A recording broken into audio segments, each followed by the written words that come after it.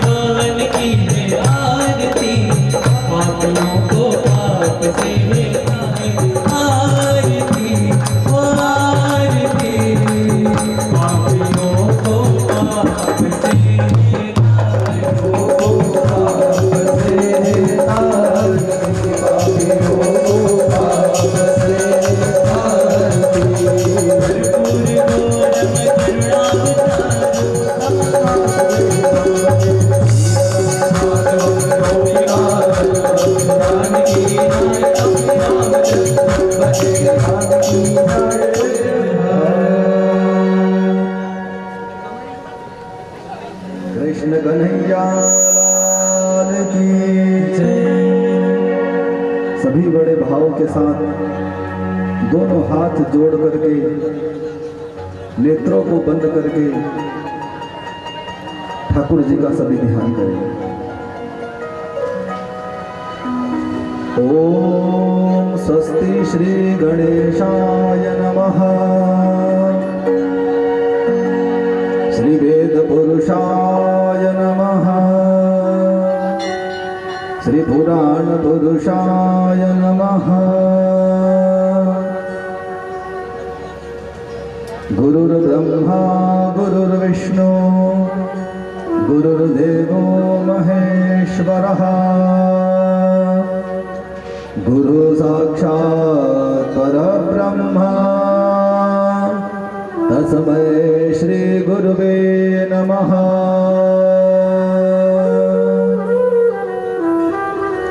प्रथमे गुरु जी को वंदना, द्वितीय आद्य गणेश, तृतीय सिमरु शारदा, मेरे कंठ करो प्रवेश।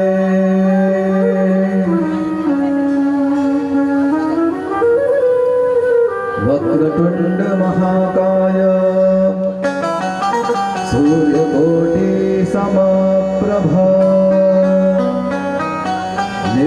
शरणं कुरु मे देव सर्वकार्येषु सर्वदा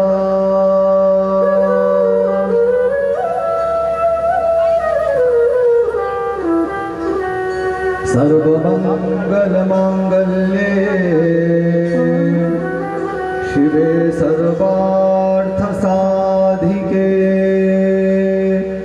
शरण्ये त्र्यम्बके गौरी नारायणे नमोऽस्तु ते।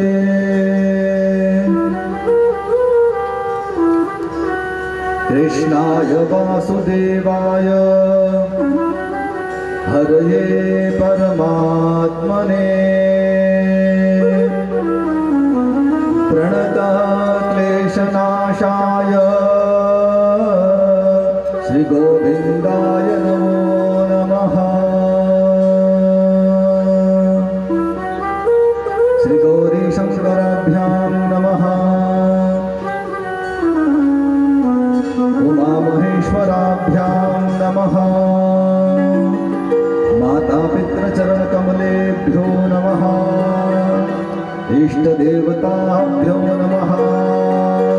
कुलदेवताभ्यो नमः। ग्रामदेवताभ्यो नमः। स्थानदेवताभ्यो नमः। सर्वेभ्यो देवेभ्यो नमः। बोलिए श्री सद्गुरुदेव भगवान की जय। बोलो कृष्ण कन्हैया लाल की जय। श्री कृष्ण गोविंद हरे मुरारे हे नाथ नारायण वासुदेव। कृष्ण गोविंद हरे मुरारे हे नाथ नारायण वासुदेवा। श्री कृष्ण गोविंद हरे मुरारे हे नाथ नारायण वासुदेवा। कृष्ण गोविंद हरे मुरारे हे नाथ नारायण वासुदेवा। माता स्वामी सदा हमारे मात स्वामी सखा हमारे। माता स्वामी सदा हमारे मात स्वामी सखा हमारे। हे नाथ नारायण वासुदेवा। श्री कृष्ण गोविंद ताली सेवा के साथ में मुरारे हे नाथ नारायण वासुदेवा।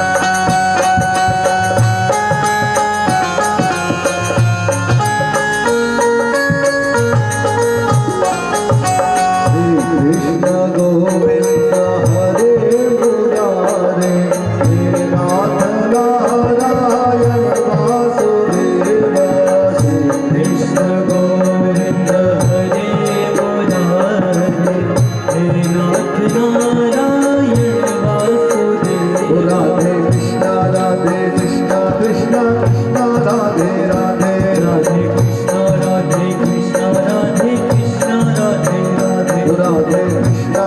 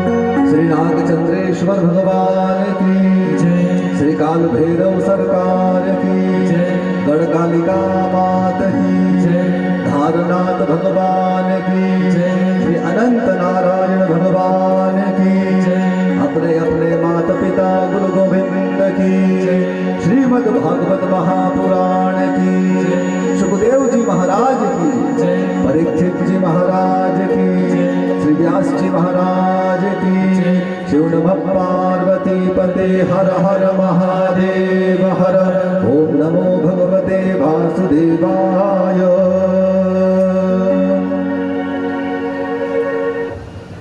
भूत भावन भगवान श्री नागचंद्रेश्वर महादेव के चरणों में नमन करते हुए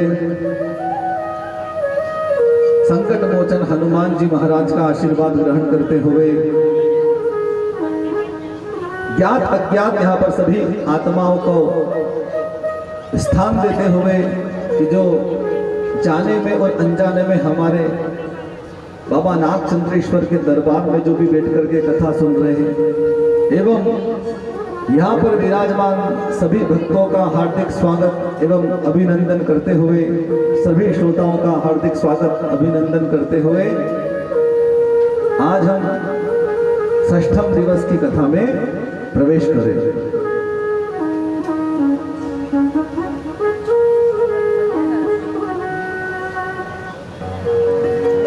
कल हमने कथा में श्रवण किया भगवान की बाल लीलाओं को। कल की कथा में सुना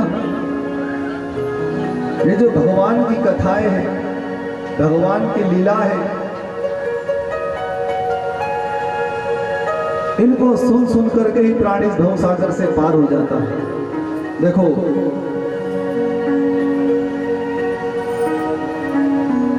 भगवान की कथाओं को दवा माना गया है। भगवान की कथाएं क्या है? दवाई है।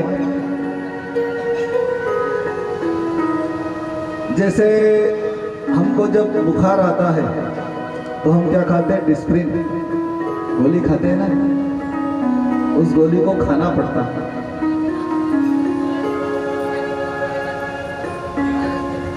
कुछ दवाइयां ऐसी होती है कि जिनको लगाना पड़ता है शरीर पे, तब जाके वो रोग को दूर करती है।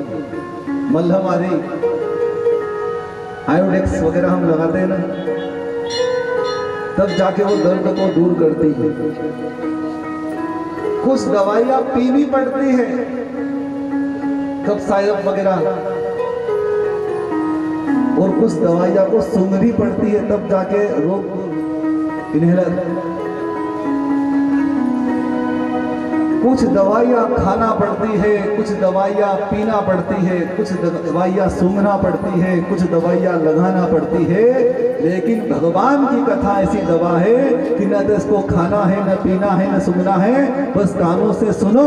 जो कानों से सुनता है तो ही प्राणी भवसारोग से पार हो जाता है। तो फिर भगवान की कथा दवाई है कि नहीं? बोलो बोलो।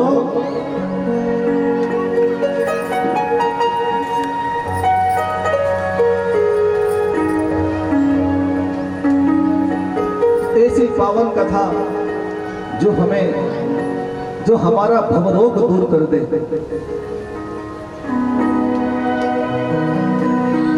कल की कथा में हमने श्रवण किया कि किस प्रकार भगवान ने पुतना का उद्धार किया, शकट भंजन किया, अघासुर बकासुर आदि सभी राक्षसों को मारा, भगवान का नामकरण किया गया। भगवान ने माखन चोरी की लीला करी, छीनना मांगना नहीं तो चोरी करना।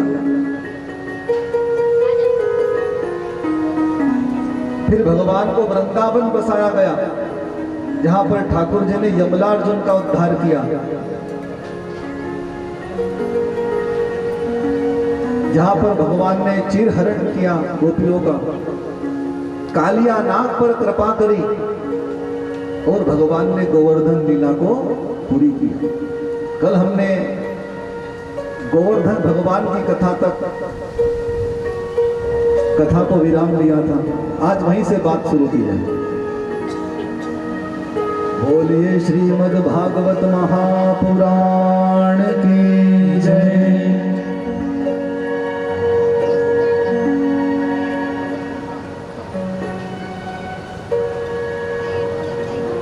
सुखदेव जी महाराज कहते कि हे राजन, गोवर्धन लीला करके भगवान यह बताना चाहते हैं। गोवर्धन यानी कल बताया था मैंने आपको, गोवर्धन का अर्थ क्या होता है? गो यानी होता है गाय, और गाय को माना गया भक्ति, और वर्धन यानी बढ़ाना। तो अपने जीवन में भक्ति का विकास करो। इसी का नाम होता है गोवर्धन।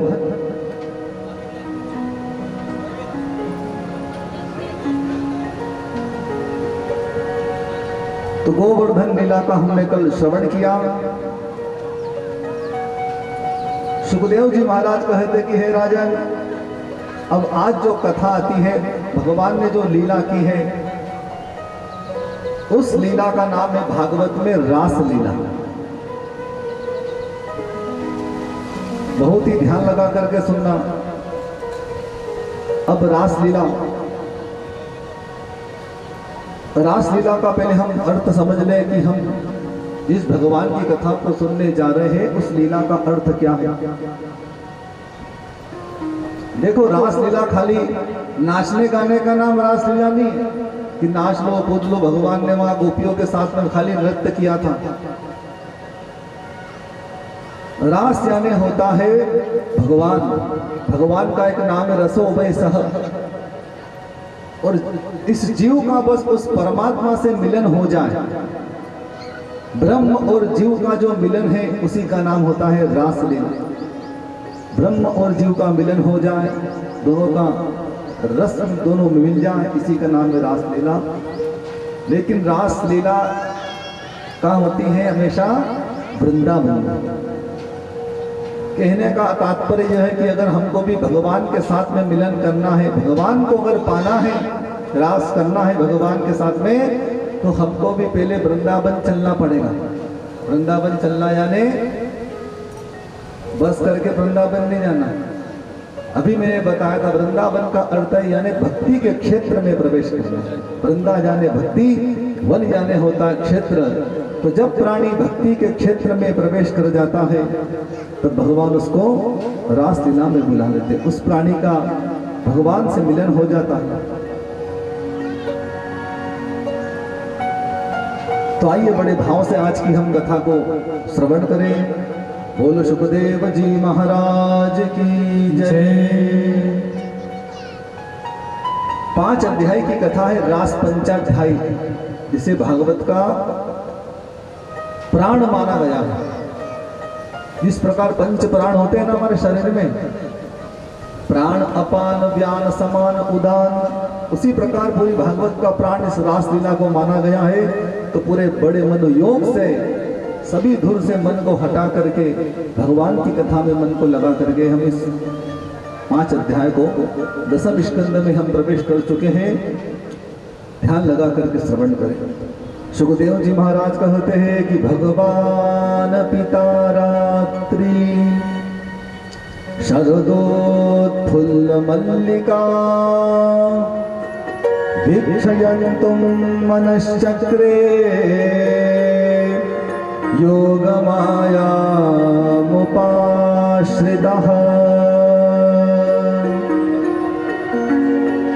ये इस कथा का पहला श्लोक। इसमें क्या लिखा? भगवान पिता रात्रि। इस श्लोक का पहला शब्द क्या है? भगवान। यानी व्यास जी हम सबसे कहना चाहते हैं कि जो आप ये लीला सुनने जा रहे हो ना, ये किसी साधारण व्यक्ति की लीला नहीं है। इसके नायक कौन है? स्वयं भगवान। इसकी तुलना कभी अपने से मत करना कि भगवान करे तो रास लीला, हम करें तो क्या हो गया। भगवान जो करते हैं वो लीला होती है, और इंसान जो करता है वो सिर्फ कर्म होता है। लीला बंधन से मुक्त करती है और कर्म बंधन में हमें बांधता है। इसलिए कभी भगवान से अपनी तुलना मत करना। भगवान ने तो पर्वत को भी उठाया, पहले पर्वत को उठाओ फिर भगवान पर इल्जाम लगाओ। भगवान भगवान होता है और इंसान इंसान होता है। तो व्यास जी महाराज कहते भगवान पिता रात्रि। वो रात्रि आई। कौन सी रात्रि आई? कुंवार की पूर्णिमा, शरद पूर्णिमा की रात्रि आई। सुंदर चांदनी फैली हुई है और पूरा पूर्णिमा का चांद निकला हुआ है। जमुना की बालू ऐसे चमक रही है कि मानो जैसे चांदी का वर्क बिछा दिया हो। याद आ गया भगवान ने अपनी बांसुरी निकाली और आज भगवान चले हैं घर के बाहर।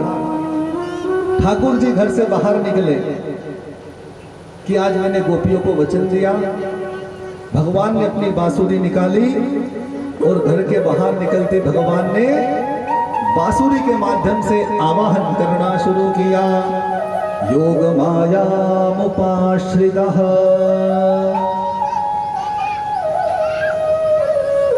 भगवान जैसे घर से बाहर निकले तो उन्होंने योग माया का आश्रय लिया। योग माया यानी योग माया यानी होता राधा जी। देखो मैंने आपसे पहले दिन भी कहा था आश्रय लिए भगवान की प्राप्ति नहीं होने वाली। अब राधा जी यानी भगवान के प्रेम की धारा। अब तो भगवान ने राधा जी को साथ लिया और ठाकुर जी पहुंचे रमण रेती। वृंदावन में एक स्थान है रमण रेती। कथा को ध्यान लगा करके सुनो, वही कथा में मन लगेगा। ये जो कथा है ना भागवत की कथा, कई तपस्या करने के बाद, कई सालों की तपस्या करने के बाद कथा सुनाने को मिलती है। हमने हमारे गुरु जी के दरबार में बैठ करके कम से कम 10 साल इस कथा में लगा है। उसका परिणाम है कि आज आपके सामने बैठ करके कथा सुना रहा हूँ। तो इतनी आसानी से कथा सुनाने को नहीं मिलती। सुनने में तो बहुत सुन सकते हैं हम। बहुत गुरु जी का आशीर्वाद है कि हम आप सभी के बीच में बैठ के कथा सुना रहे हैं। तो भगवान ने राधा जी का आश्रय लिया और भगवान पहुंचे रमण रेती। वृंदावन में आप कभी गए हो तो वहां पर एक स्थान है रमण रेती। बोलो वृंदावन धाम की जय। भगवान ने अपनी बंसी निकाली। एक कदम के वृक्ष के सहारे ठाकुर जी खड़े हुए और निशम्य गीतम, निशम्य गीतम यानी भगवान ने अपने बांसुरी के माध्यम से एक गीत गाया। गीत क्या गाया है समझ लो कि बांसुरी बजा बजा करके भगवान गोपियों को बुला रहे कि तुम भी आ जाओ, तुम भी आ जाओ, तुम भी आ जाओ। देखो रास लीला में सारी गोपियां नहीं आ पाई थी। जिन जिन गोपियों का भगवान ने चिर हरण किया था, जिन जिन का मन प्रभु ने अपनी ओर खींचा, वही पहुंच पाया है रास लीला करने और वही पहुंच पाया है भगवान नागचंद्रेश्वर के दरबार में। तो आप ऐसे नहीं आए हो। भगवान मैंने कल ही बताया था कृष्ण का अर्थ होता है आकर्षण करने वाला। जो सबको अपनी ओर खींच कर लाता है उसी का नाम तो होता है कृष्ण। तो जिन जिन गोपियों को भगवान ने बुलाया वे सब गोपियां चल पड़ी है ठाकुर जी की। जैसी बंसी की धुन सुनाई दी उन्हें क्या कन्हैया की बंसी बज रही है। आज तो पूर्णिमा का दिन है। ठाकुर जी ने हमको वचन दिया था सारी के सारी दीवानी गोपियां जो ठाकुर जी के बंसी की धुन सुनाई दी भागी रमण रेती की ओर। देखो कुछ गोपियां उस समय यहां पर गोपियों ने 4 काम छोड़े तब जाके भगवान मिले उनको। पहला काम क्या छोड़ा लिखा है कि कुछ गोपियां अपने सास ससुर और पति की सेवा कर रही थी। शाम का समय था, रात्रि का समय लग चुका था। तो कुछ गोपियां अपने सास ससुर की सेवा कर रही थी और जैसे ही बंसी की धुन सुनाई पड़ी भागी ठाकुर जी की। कुछ गोपियां शाम के समय गाय का दूध दूह रही थी। शाम के समय दूध निकालते हैं ना, लेकिन जैसे बांसुरी की धुन सुनाई पड़ी भागी ठाकुर जी। कुछ गोपियां शाम के समय श्रृंगार कर रही थी।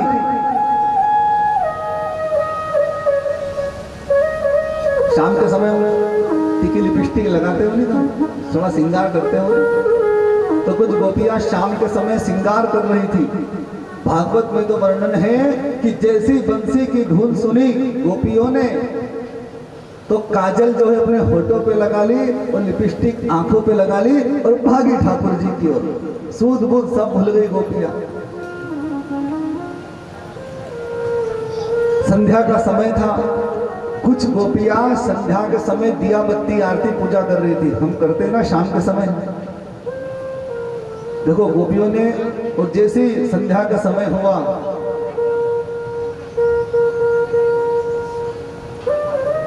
दिया बत्ती छोड़ दी, भगवान का पूजन छोड़ दिया और भागी ठाकुर जी की ओर। देखो गोपियों ने यहाँ पर 4 काम छोड़े हैं। कौन कौन से छोड़े? बड़ा ध्यान देकर के सुनना। सास ससुर की सेवा करना स्त्री का धर्म होता है। गोपियों ने वो भी छोड़ दिया, यानी गोपियों ने अपना धर्म छोड़ा। दूध को छोड़ने का अर्थ है, दूध को अर्थ का प्रतीक माना गया है। दूध को बेचो या खरीदो, दूध 60 रुपए लीटर है, तो दूध को छोड़ना यानी अर्थ को भी छोड़ दिया गोपी ने। और श्रृंगार को छोड़ना यानी श्रृंगार के अगर गहराई में जाओ, श्रृंगार के अगर मूल में जाओ, तो श्रृंगार के मूल में काम बैठा, तो गोपियों ने काम भी छोड़ा। कुछ गोपियां भजन पूजन कर रही थी, साधना कर रही थी। साधना इंसान क्यों करता है?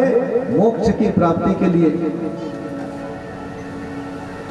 तो साधना छोड़ी, यानी गोपियों ने मोक्ष भी छोड़ दिया, यानी धर्म छोड़ा, अर्थ छोड़ा, काम छोड़ा और मोक्ष छोड़ा। जो इन चारों चीजों को छोड़ देता है ना प्यारे, उसी को भगवान की प्राप्ति होती है। जो खाली धर्म कर्म में ही अटके रहे कि हम तो बहुत धर्म कर्म करें, जो खाली अर्थ में ही अटके हैं, बहुत पैसा है हमारे पास, तो जो खाली काम में ही लगे हैं। कई लोग मुक्ति पाने की बहुत इच्छा करें कि हमको भगवान मुक्ति कैसे मिल जाए। मुक्ति भले ही मिल जाएगी, लेकिन ठाकुर जी नहीं मिलने वाले। अगर भगवान को पाना हो तो जानते हो, भरत जी, राम जी के जो भाई भरत जी जब चित्रकूट राम जी को लेने पहुंचे, लेने जा रहे थे, तो रास्ते में जब प्रयाग में पहुंचे, संगम की धाराओं में पहुंचे, तो संगम ने आवाज लगाई, है भरत जी तुमको क्या चाहिए मांग लो। इसी न मुझे अर्थ में रुचि है, न धर्म है, न कर्म रुचि है। धर अर्थ न धर्म न कर्म रुचि, गति न चाहो निर्वाण। न तो मुझे मोक्ष चाहिए, तो बोले फिर क्या चाहिए? जन्म जन्म रति राम पद, यह वरदान नु आन, कि मेरा मुझे मोक्ष नहीं चाहिए, मुझे जब भी जन्म मिले तो प्रभु श्री राम के चरणों की सेवा का अवसर मिले। तो धर्म छोड़ा।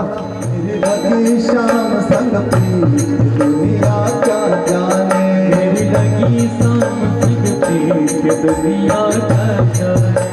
क्या जाने कोई क्या जाने, क्या जाने कोई क्या जाने, क्या जाने कोई क्या जाने, क्या जाने कोई क्या जाने। मुझे मिल गया मन का मीत, दुनिया क्या जाने। मुझे मिल गया मन का मीत, दुनिया क्या जाने। मेरी लगी शाम संग प्रीत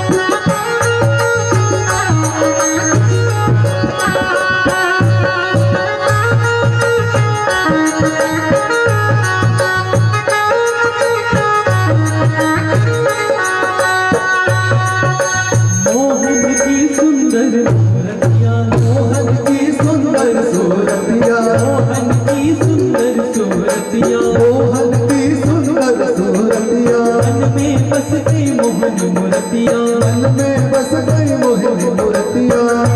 हो जब से ओढ़ी शाम चुनरिया, जब से ओढ़ी शाम चुनरिया, लोग कहे बावल भैया, लोग कहेंगे भाई बावरिया।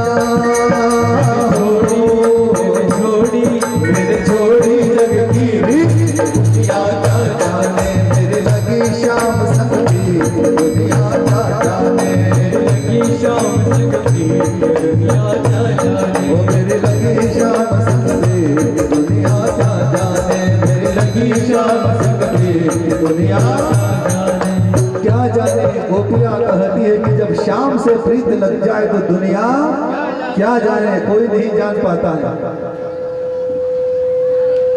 सारी गोपियाँ गाती हुई जा रही है। भगवान ने जब देखा कि सारी गोपियाँ आ गई हैं,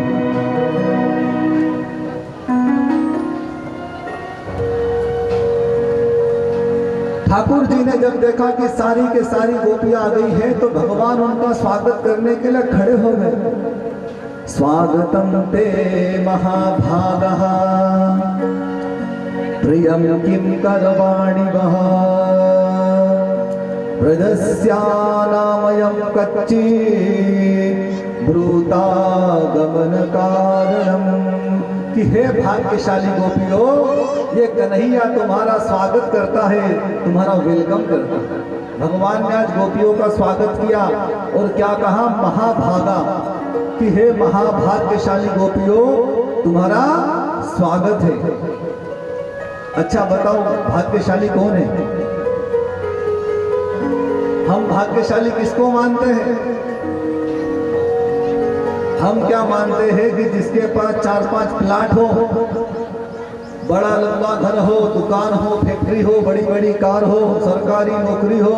कई लोग मानते कि बहुत भाग्यशाली आदमी है।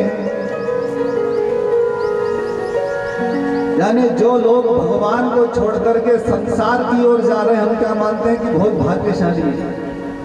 लेकिन शास्त्र कहता है कि भाग्यशाली कौन? तो शंकर जी कहते हैं, सुना उमा ते लोग अभागी, हरि तज होए विषय अनुरागी। जो भगवान को छोड़ करके संसार में जा रहा है, उसे भाग्यशाली नहीं। क्या और सोही बड़ भागी जो रघुवीर चरण अनुरागी। जो संसार को छोड़ करके राम जी के, ठाकुर जी के चरणों की ओर जा रहा है, वो संसार का सबसे भाग्यशाली आदमी है। अब आप देख लो, आप भाग्यशाली हो कि नहीं। तो भगवान ने गोपियों का स्वागत किया। फिर ठाकुर जी ने गोपियों की थोड़ी परीक्षा भी ली। देखो, प्रेम में और भक्ति में बहुत परीक्षाएं होती है। भगवान भी इसे पास नहीं करते। भगवान ने देखा गोपियां सब कुछ छोड़ करके हमारे पास आई तो है, लेकिन सच्चा प्रेम भी हमसे करती है कि नहीं। तो भगवान ने गोपियों से बोला कि देवियों, तुम इतनी रात में आई हो अपने पति को छोड़ करके, परिवार को छोड़ करके, ये तुमने अच्छा नहीं किया, ये तुम्हारा धर्म नहीं है। जाओ अपने घर जाओ, पति की सेवा करो, सास ससुर की सेवा करो, यह पति का धर्म है, यह पत्नी का धर्म है। अपने घर जाओ और अपना धर्म निभाओ। गलती से बोलेगी कि पत्नी की सेवा करनी है। पत्नी का धर्म है पति की सेवा करना। पति भी करे, कोई बुरी बात नहीं है। अगर पत्नी की स्थिति अच्छी नहीं हो, तबीयत खराब हो, तो पति भी कर सकता पत्नी की सेवा। ठाकुर जी तो राधा जी के चरण दबाते थे। तो जब भगवान ने बार बार कहा कि गोपियों अपने घर जाओ, धर्म निभाओ, धर्म निभाओ, धर्म निभाओ, तो गोपियों ने भगवान से एक सवाल किया कि ठाकुर जी तुम कह रहे हो घर जाओ, धर्म निभाओ, धर्म निभाओ, तो धर्म निभाने का फल क्या है? हम धर्म निभाए तो उसका क्या फल मिलता है? तो भगवान ने कहा कि धर्म ते विरति, जो धर्म का पालन करता है उसके मन में वैराग्य की उत्पत्ति होती है। तो गोपी गोपियों ने फिर कहा ठाकुर जी अगर हमारे मन में वैराग्य भी आ गया तो वैराग्य का फल क्या है? तो भगवान ने कहा कि जिसके अंदर वैराग्य आ जाता है उसका अंतःकरण शुद्ध हो जाता है। तो गोपियों ने कहा कि हमारा मान लो अंतःकरण भी शुद्ध हो गया, तो अंतःकरण के शुद्ध होने का फल क्या है? तो भगवान ने कहा कि जिसका मन शुद्ध हो जाता है उसके अंदर प्रभु का प्रेम जागा जाता है। भगवान का प्रेम ऐसे नहीं मिलता, मन की शुद्धि पहले करना पड़ती। निर्मल मन जन सो मोहि पावा। मन में छल कपट भरा हो, चुगली भरी हो, बुराइयां भरी हो तो लाख भगवान की कथा सुन लो, भगवान की भक्ति कर लो, भगवान नहीं मिलने वाले। भगवान कहते बिल्कुल निर्मल मन, जिसका मन बिल्कुल निर्मल है मैं उसी को मिलता हूँ। प्रभु का प्रेम भी जाग गया तो उसका फल क्या है? तो भगवान ने कहा जिसके अंदर प्रभु का प्रेम जागता है उसको फिर भगवान की प्राप्ति हो जाती है, उसको फिर ठाकुर जी मिल जाते हैं। तो गोपियों ने कहा ठाकुर जी आप तो हमको यूं भी मिल ही गए हो। गोपियां क्या कह रही है? आप कह रहे हो कि धर्म करो तो धर्म से वैराग्य होगा, वैराग्य से अंतःकरण की शुद्धि होगी, तब जाके प्रभु का प्रेम होगा, तब जाके भगवान की प्राप्ति होगी। लेकिन ठाकुर जी आप तो हमारे सामने खड़े हो, तो हमको धर्म कर्म की आवश्यकता क्या?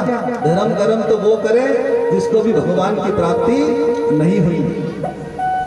शास्त्रों में साफ साफ लिखा है यत्र वेदा अवेदा भवन्ति, वहां पर वेद भी अवैध हो जाते हैं। यत्र ब्रह्म समश्नुते, जहां पर सामने भगवान ही खड़े हो तो उसको ये सब तो वो करे जिसको भगवान नहीं मिले हैं। आप तो ठाकुर जी हमारे सामने खड़े हैं, हम तो धर्म करते। एक ही इच्छा है कि आपके साथ में हमारा रास हो। तो भगवान ने भी मुस्कुराते हुए गोपियों को आज्ञा दे दी, और भगवान ने जैसे ही आज्ञा दी कि रास लीला का शुभारंभ किया जाए, भगवान का आदेश पाते ही सारी दीवानी के दीवानी गोपियां भगवान के ऊपर चारों ओर से लिपट पड़ी। अब सोचो कन्हैया एक और गोपियां हजार, एक अनार और 100 बीमार। तो आप जानते हो भगवान ने उस समय चमत्कार किया, जितनी गोपियां थी उतने ठाकुर जी प्रकट हो गए, लेकिन कोई गोपियां नहीं जान पाई। सबको क्या लगा कि बस ठाकुर जी मेरे साथ ही है। भगवान ने अमित रूप यानी बहुत से रूप भगवान ने प्रकट कर लिए और भगवान सबसे मिले। अमित रूप प्रगटे ही काला, अमित रूप प्रगटे ही जथा जो मिले सब ही कृपाला, जथा जो मिले सब ही कृपाला। अमित रूप प्रगटे ही काला, अमित रूप जथा जो मिले सब ही कृपाला, अमित रूप प्रगटे ही काला, जो मिले सब है कृपाला। अनेक रूप यानी भगवान ने अनेकों रूप प्रकट कर दिए, और जितनी गोपियां थी उतने ठाकुर जी प्रकट हो गए। कोई गोपी नहीं जान पाई, सबको लगा कि ठाकुर जी मेरे साथ है, ठाकुर जी मेरे साथ है। और आज तो वृंदावन की पावन धरती पर भगवान ने रास लीला को प्रारंभ किया है कि ऐसो रास रचो वृंदावन। वृंदावन में रास हो रहा है, ऐसो रास रचो वृंदावन, हो रही पायल की झनकार। ऐसो रास रचो वृंदावन, हो रही पायल की झनकार, हो पायल की झनकार, सावर पायल की झनकार, पायल की झनकार, सावर पायल की झनकार। ऐसो रास रचो वृंदावन, हो रही पायल की झनकार।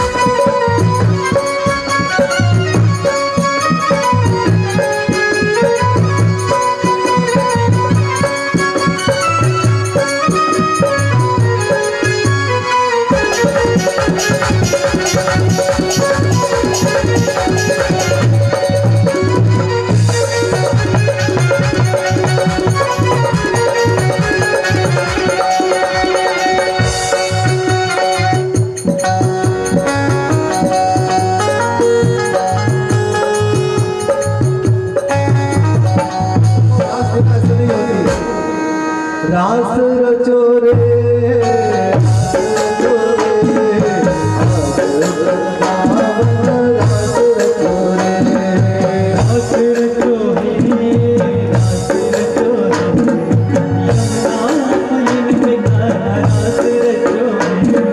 रास रचो रे रास रचो यमुना पुलिन पे रास रचो रे रास रचो रे रास रचो रे यमुना पुलिन पे रास रचो रे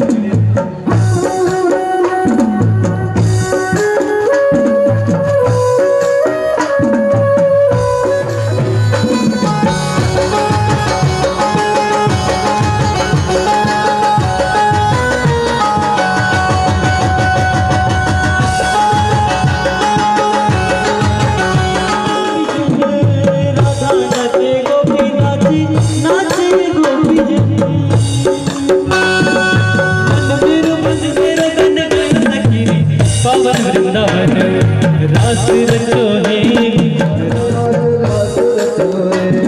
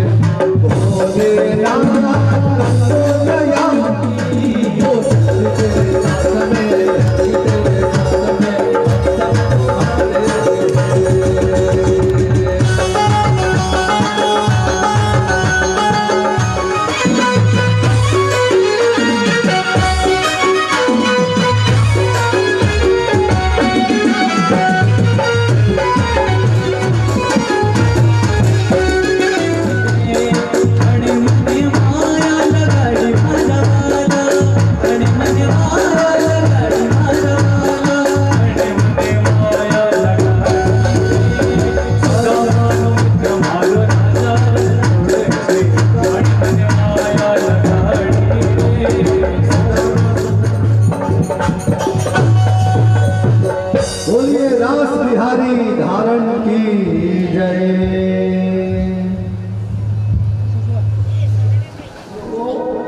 ईगो हो गया, ध्यान देकर के सुनना।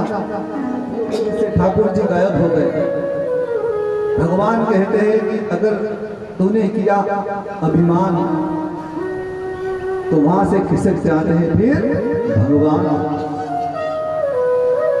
भगवान रासमंडल से गायब हो गए। सारी गोपियां भगवान को ढूंढे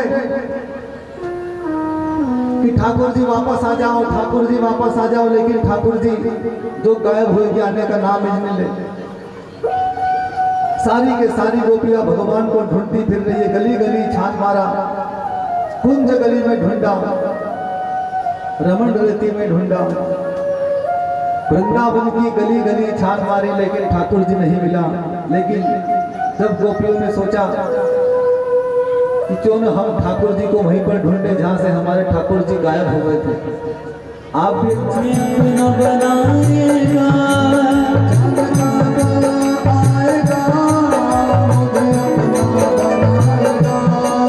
जाने कब आएगा, मुझे अपना बनाएगा। मेरे आंसू को छुकर मुझे गले लगाएगा। मेरे आंसू पूछ गए, मुझे गले से लगाएगा। आएगा मेरा सावरिया, कब आएगा मेरा सावरिया, आएगा मेरा सावरिया, कब आएगा मेरा सावरिया। बोलो सावरिया सेठ की।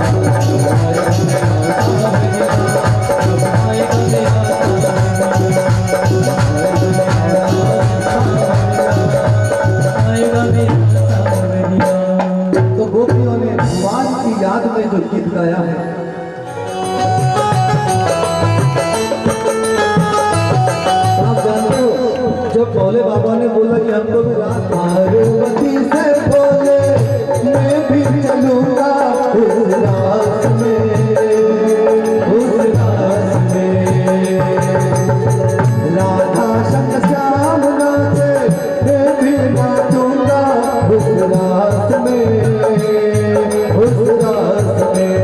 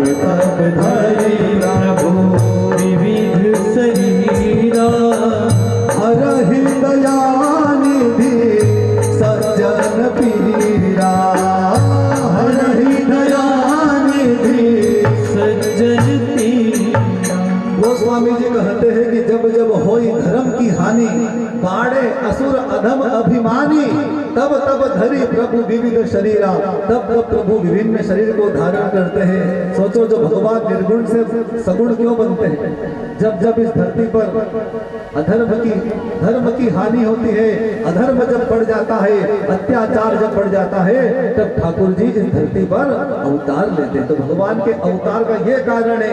और देवता बोले कि भगवान का तो कृष्ण के रूप में अवतार हो चुका है। क्यों हुआ भगवान का अवतार? दुष्टों का विनाश करने के लिए। लेकिन ये है कि वृंदावन में रासलीला रचा दे। देवताओं को चिंता हुई, नारद जी को भेजा कंस के पास।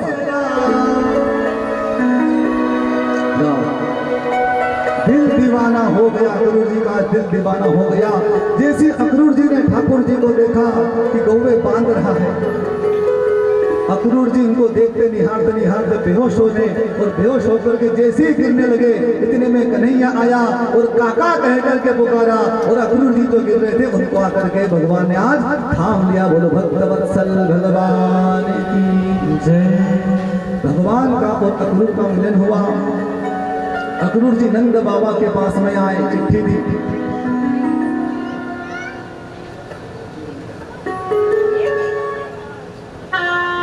और यज्ञ में चलने की प्रार्थना करी कि अभी आपको यज्ञ में चलना है। कंस ने यह चिट्ठी भेजी, महाराज आपको भी चलना है, पूरे परिवार को चलना, बच्चों को लेकर के चलो। जब बाबा ने चिट्ठी पढ़ी और अक्रूर जी के मुख से सुना कि कंस ने स्पेशली हमारे बच्चों को बुलाया है, अब तो हमको चलना होगा। लेकिन जब यह बात यशोदा मैया ने सुनी कि कंस का बुलावा लेकर के अक्रूर जी आए हैं, तो मैया का तो दिल भर आया।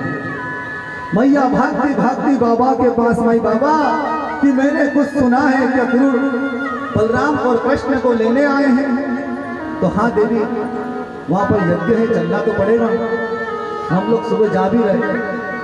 मैया की आंखों में आज आंसू आ गए कि बाबा आपको जाना हो तो जाओ, लेकिन मेरे कन्हैया और बलराम कहीं नहीं जाएंगे। उस पापी कंस के यहाँ जो बचपन से ही मेरे बच्चों को मारने का प्लान बनाता रहा, बाबा आपको जाना हो तो जाओ, हमारे बच्चे नहीं जाएंगे।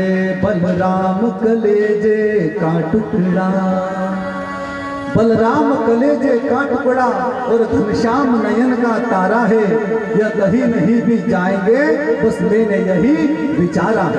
मैया ने साफ मना कर दिया, बाबा आपको जाना हो तो जाओ, लेकिन मेरे बच्चे कहीं नहीं जाएंगे। तब बाबा ने समझाया कि देवी अब तुम्हारे बच्चे बड़े हो गए, 11 साल के, अब इनको भविष्य में राजा बनना है। एक ही गांव में रहेंगे तो कुएं के मेंढक जैसी इनकी बुद्धि हो जाएगी। देखो, अगर ज्ञान पाना हो जीवन में तो थोड़ा डर डर की ठोकरें खाना पड़ती है, तब जाकर के ज्ञान की प्राप्ति होती है। बाबा ने समझाया, देवी वहाँ यज्ञ तो है, कोई युद्ध थोड़ी हो रहा है, बस 1-2 दिन जाएंगे और कल परसों वापस आ जाएंगे। अब तो बाबा की बात सुनकर के मैया चुप हो गई। पति के सामने खूब जोर लगा लो, लेकिन पति बोलते चुप, फिर तो चुप होना ही पड़े। अब तो मैया कुछ भी नहीं बोली। जब रात आई, सब सो गए, कन्हैया भी सो गया, लेकिन आज मैया की आंखों से नींद गायब है। आधी रात बीत गई, लेकिन यशोदा मैया जाग रही है। उसके मन में बस एक ही बात चल रही है कि 11 साल हो गए हैं, कभी भी लल्ला को मैंने अपनी आंखों से ओझल नहीं किया, और आज जब यह मुझे छोड़ करके जाएगा तो मैं कैसे सहन करूंगी। मैया की आंखें आज बूंद नहीं पा रही हैं, मन ही मन मैया रो रही है। इतने में कन्हैया की रात्रि में नींद खुली।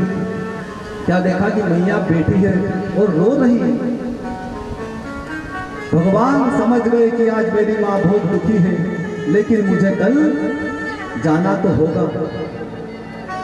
क्यों? क्योंकि इस माँ को तो मैंने इस माँ को तो मैंने 11 साल तक सुख दे भी दिया है, लेकिन एक मेरी माँ वो भी तो है देवकी की। जो कंस के कारागार में बंद है, 11 साल से मेरी राह बिछा करके बैठी है, वो भी तो मेरा रास्ता देख रही होगी। तो आप जानते हो भगवान ने क्या किया? उसी रात्रि में ठाकुर जी यशोदा मैया के अंदर प्रवेश कर गए और भगवान ने यशोदा मैया के मन में कहा कि भैया मुझे जाना तो है, कई काम है वहां पर, मुझे असुरों का संहार करना है, राक्षसों को मारना है, अधर्म को मिटा करके धर्म की स्थापना करना है, मुझे जाना तो पड़ेगा। लेकिन आज जानते हो भगवान ने क्या बड़ी बात कही? भैया आज के बाद ये तेरा कन्हैया तुझको बाहर मिले या न मिले, लेकिन जब भी तू अपनी आंखें बंद करेगी ना, तो तेरा ये मुरली वाला तेरे मन मंदिर में मुरली का वादन करते हुए सदैव मिलेगा। मैया मुझे जाना तो पड़ेगा। और भगवान उसी रात्रि में मैया के नन्हे में प्रवेश कर गए तो मैया सो गई। जब सवेरे हुआ, मैया ने लाला को स्नान कराया, थोड़ा सा कुछ नाश्ता वास्ता भी दिया, बेटा कुछ खा ले मेरे हाथों से, तो मथुरा में जा रहा है, क्या बता वहां तुझे कोई खिलाए या ना खिलाए। आज देखो भगवान भी ठीक से खा नहीं पा रहे। भगवान क्या सोचे, एक दो गोल खाए कि मथुरा में मुझे खाने को तो बहुत मिलेगा, लेकिन यशोदा मैया के हाथों से खिलाने वाला मुझे अब कोई नहीं मिलेगा। और शास्त्र कहता कि तिलकम विप्र हस्तेन, ब्राह्मण के हाथ का तिलक, तिलकम विप्र हस्तेन, और मात्र हस्तेन भोजन, माता के हाथ का अगर भोजन मिल जाए तो संसार में इससे बड़ी कोई बात नहीं। और पिंडम पुत्र हस्तेन, और अगर पुत्र के हाथ से जिसका पिंड दान हो जाए उसकी महिमा ही अलग है। भगवान ठाकुर जी यही सोच रहे कि आज मथुरा में मुझे खाने तो बहुत मिलेगा, लेकिन यशोदा मैया के जैसी माँ मुझे खिलाने वाली अब कहाँ नहीं मिलेगी। इतने में अक्रूर जी रथ लेकर के आ गए। भगवान ने बस एक दो कोल खाए और भगवान रथ में बैठ गए, बिल्कुल रथ चलने को तैयार। जब गोपियों ने खबर पाई कि हमारा कन्हैया हमको आज छोड़ करके जा रहा है मथुरा, सारी गोपियां दौड़ करके नंद बाबा के द्वारे पर आ गई। सब आकर के रथ के नीचे लेट गई, रथ के सामने लेट गई। अक्रूर जी को चिल्लाने लगी, अक्रूर अगर रथ को ले जाना हो तो हमारे ऊपर से रथ को गुजार करके ले जाओ, हम कन्हैया को नहीं ले जाने देंगे। तेरा नाम अक्रूर किसने रखा? तू तो महाक्रूर है, जो हमारे ठाकुर को तू हमसे दूर कर रहा है। कुछ गोपियां अक्रूर जी से भिड़ गई और कुछ गोपियां कन्हैया से भिड़ गई।